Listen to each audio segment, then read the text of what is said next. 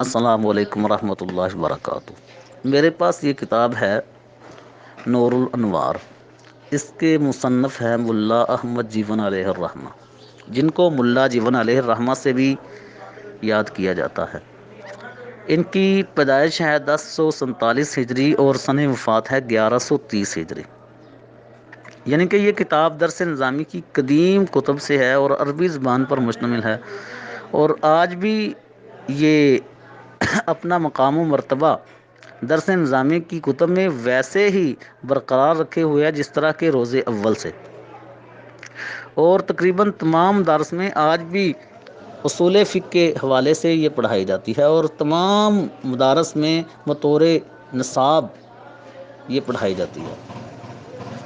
اس کتاب میں ملا جیون علیہ الرحمہ صفحہ نمبر 246 پہ شرائط مجتہد بیان کرتے ہیں، جن کو میں نے ترتیب دیا ہے بالکل یعنی کہ خلاصے کے ساتھ اگر بیان کیا جائے۔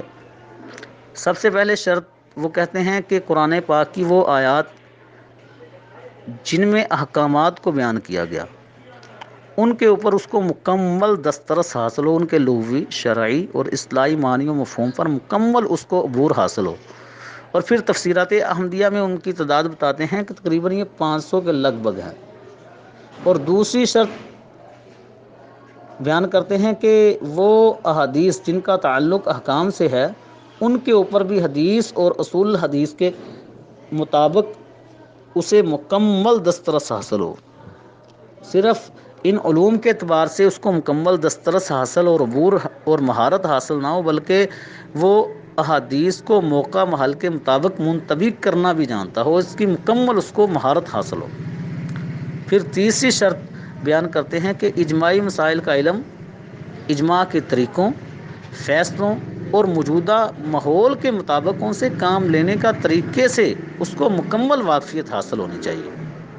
اور چوتھی شرط کہتے ہیں قیاس کے وجود اور طریقے کا علم، یعنی کہ قیاس کے تحت جو نور الانوار میں بحث آتی ہے قیاس کی، استحسان کی اور استدلال کی، ان سے تمام چیزوں سے اس کو مکمل واقفیت حاصل ہو۔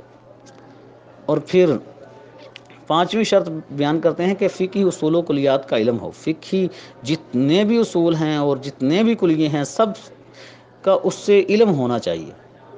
اور پھر چھٹی شرط بیان کرتے ہیں کہ فقہی جزیات اور ان کے موقع محل سے واقفیت ہو۔ فقہ سے آگے جتنی جزیاں نکلتی ہیں ان جزیوں کا اس کو اور ان کے موقع محل کا کہ یہ جزی کس موقع پہ کس لحاظ سے نکالی گئی اس کا بھی ان کو علم ہو۔ اور پھر ساتویں شرط بیان کرتے ہیں کیونکہ یہ سارے کے سارے علوم جو ہیں عربی زبان میں ہیں، تو اب عربی زبان کا بھی علم اسے آنا چاہیے، اور عربی کی گرامر پر اس کو مکمل دسترس ہو۔ اور پھر آٹھویں شرط بیان کرتے ہیں کہ قومی و ملکی مسائل، اور یعنی کہ دور حاضر میں کیا ہو رہا ہے، یعنی کہ حاضر کی اس سے آگاہی ہو مکمل، کیونکہ یہ مقولہ ہے کہ من جہل باہل زمانہ فہو جاہل، کہ جو اپنے زمانے سے جاہل ہے وہ جاہل ہے، یعنی کہ جو اپنے زمانے کے بارے میں نہیں جانتا۔ تو پھر نویں شرط بیان کرتے ہیں اختلاف صحابہ اور اختلاف ائمہ سے استفادہ اور اس کو منطبق کرنے کی صلاحیت ہو، کہ جو صحابہ میں اختلاف ہوا، ائمہ میں آپس میں اختلاف ہوا، اس کو بھی جانتا ہو، اور اس کو سے جو اس کو حاصل ہوا اس کو منطبق کرنے کی بھی اس کے اندر پوری صلاحیت ہو۔ اور پھر 10ویں شرط بیان کرتے ہیں کہ مقاصد شریعت اور اس کے اسرار و رموز سے بھی واقفیت ہونی چاہیے، کہ شریعت کا یہاں پر حکمت کیا ہے اور کیوں یہ حکم دیا۔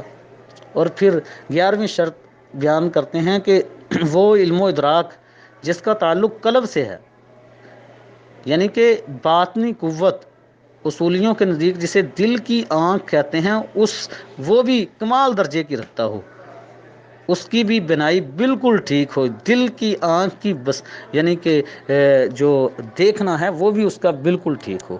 یہ ملا جیون علیہ الرحمہ نے اپنی کتاب نور الانوار صفحہ نمبر 246 پر شرائط مجتہد جو ہیں وہ بیان کی۔ واللہ اعلم بالصواب۔